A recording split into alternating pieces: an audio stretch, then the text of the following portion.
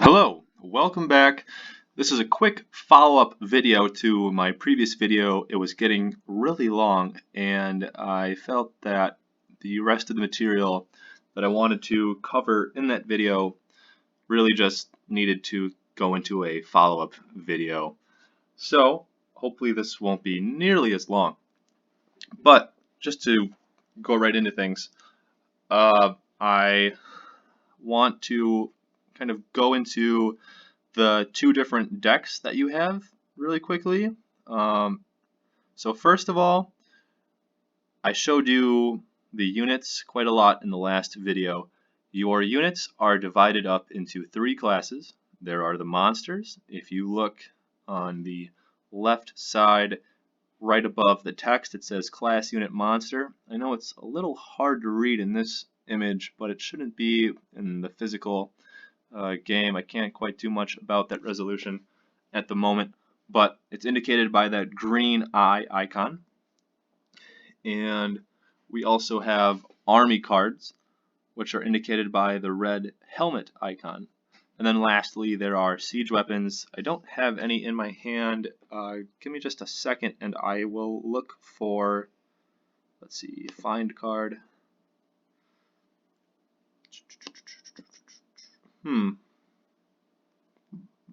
Doesn't seem that I have one. Sorry about that. Well,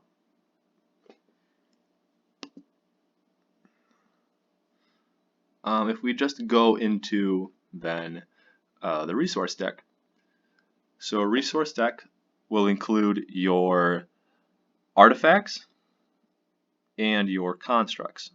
Artifacts are, as I kind of explained in your last video, or in my last video, your traps and spells. So you have your traps, which just are listed as trap, with that red bar going above the text, and your enchantments with that blue bar above the text. That number in the upper left corner is the card's rank, and all that means is, like, so for the enchanted pickaxe, it has a rank of 2, which means that at least one of your leaders has to have a level equal to this card's rank, which is 2. So in the game that we were playing in the last video, I actually had 2 leaders who satisfied this. So you could easily summon this if you had the required 3 tokens, which is at the top of the card, the listed cost for it. So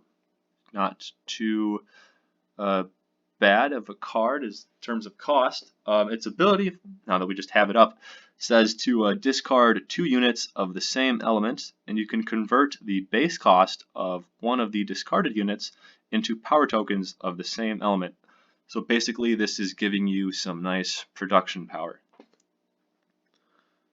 And let's just go into traps for a quick second, because I won't really explain this card's effect. It's a little complicated, but it's a rank 6, which means that one of your leaders has to be level 6 in order to play it, and that's the highest rank that an artifact card can have. And when you have trap cards, you play them face down, and they are activated during your opponent's turn unless otherwise specified.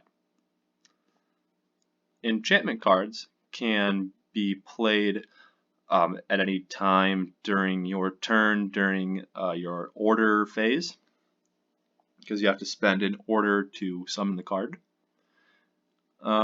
In this particular card, it's an instant, so you can just play it right away, and then once the effect resolves, you just send it to the void because it's been used. But for constructs, you can, we'll just play this card if it will let me. Add it to my hand, there we go. Close this up, and we'll play it like so. So let's see. You can play a construct on any row under your control. You don't have to control the entire row, but you can only have one construct per row. So let's say we'll put it right here on top of this. Perfect. So it's going to add 3 production its requirement, production, of course, referring to how many power tokens we produce at the start of our turn. And it says, can only be played on an Aqua Element territory card, and wouldn't you know it?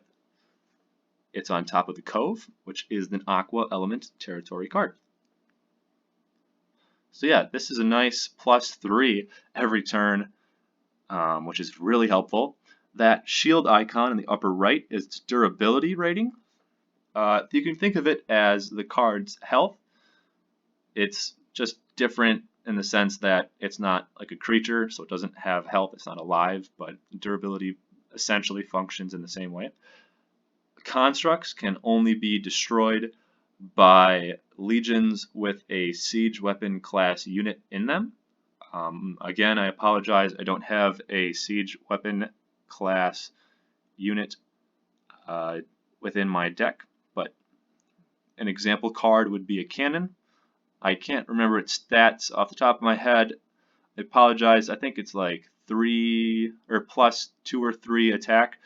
Siege weapons increase your legion stats.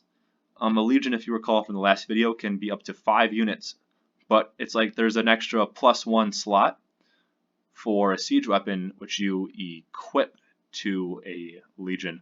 And siege weapons have an operation cost. So let's just say it's like 3, which means you have to have 3 units in that legion in order to use the card.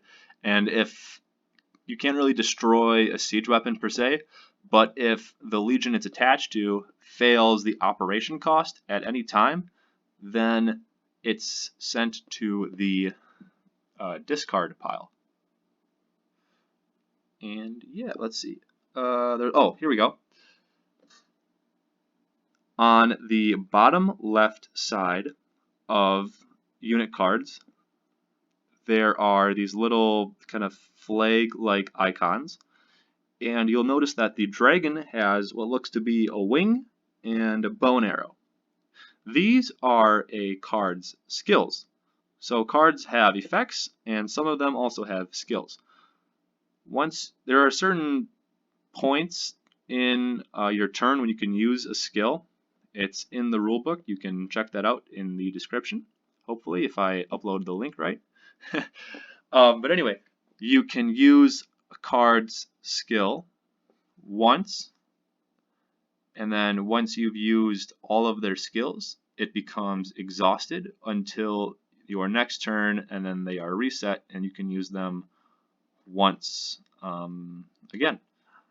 So these two particular skills are flying and ranged. So the flying skill allows whatever legion this card is equipped to ignore the movement cost of a movement order, which is very nice.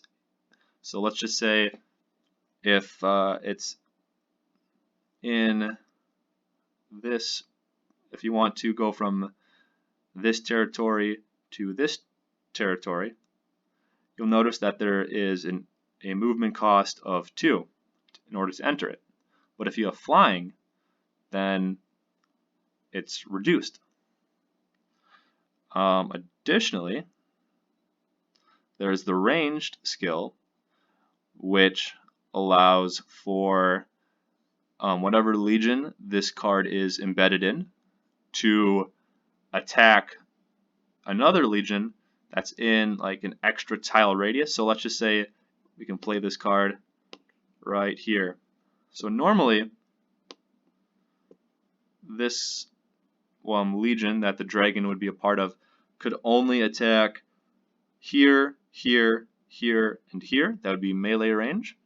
But if you had range, then it's like an extra tile radius, so it could attack cards here as well.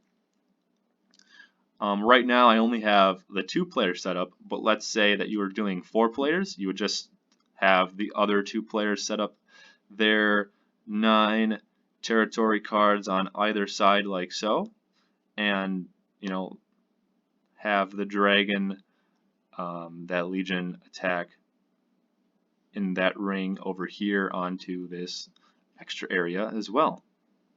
So yeah, all sorts of ways you can utilize the ranged skill. And there are, I think, about 10 or 11 different skills at the moment. And some cards, like Trexplosion here, don't have any skills. That doesn't mean that it stays exhausted all the time. It just means that like it can't be exhausted. Also, not having skills helps to balance the card. All right. Oh, right, sorry. Last thing I want to cover are the types of cards. For your leaders, if you recall, you have these 4 stats: health, attack, counter, and movement speed. But most cards just have one main stat. For this dragon, it's just attack. That's indicated by that black circle with a value of 5. But the rest of its stats are just going to be 1s. That's also kind of what makes leaders so powerful, is that not only do their stats increase, but they have, more than just 1 or 2 usually in each stat. And your legendary monster card, if we flip this over like so, this particular one is extra powerful. Legendary monsters also have 3 skills in addition to a powerful effect.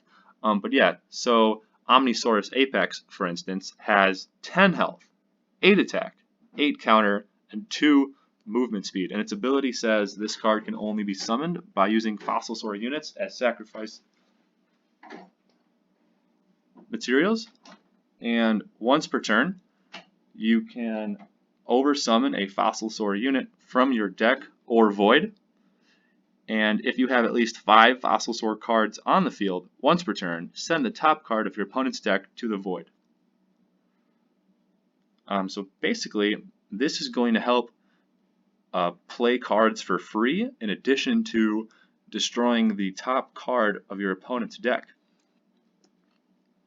And as I just kind of mentioned, it has 3 skills. Legendary monsters don't all have 3 skills, but they all have the potential to have 3 skills.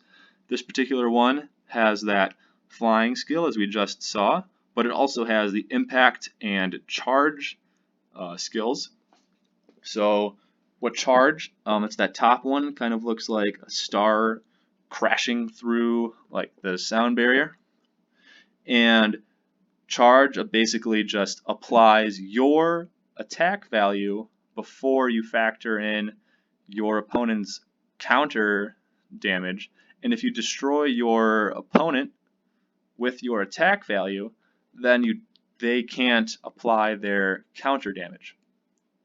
Normally in a skirmish, if you are attacking, you apply your damage as attack and your opponent applies their damage as counter, and it happens at the same time. Even if the cards that are countering die, they're still dealing damage, because like the implication is that they're dealing their damage as they are being defeated. But with charge, it's a very useful skill because you're saying, no, I defeated you before you were able to counter, so you can't deal counter damage to me, potentially. And then that last skill is impact, in which you take all of the attack of the Legion and you distribute it evenly throughout your enemy Legion. Normally, the order of your enemy's Legion dictates how damage is distributed. So the first card, let's say it has 5 health and you're dealing 10 damage, it will take that 5 health, or 5 of its health will be subtracted from the 10 damage that you're dealing. So then you are dealing 5 more damage after that, and let's say the next card has 6 health. Then it will take the remaining 5, it'll be at 1 health left, but it won't be destroyed, and it's an all or nothing thing in Doorkeeper for that turn, so that card will have 1 health for the rest of like the turn, but at the end of the turn it will be reset back to 6. But that card before it with the 5 health, that's still destroyed. Okay, I think I've left you with quite enough material to fry your brains for now.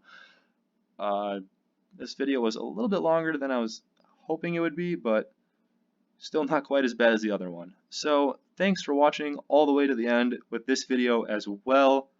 I greatly appreciate it.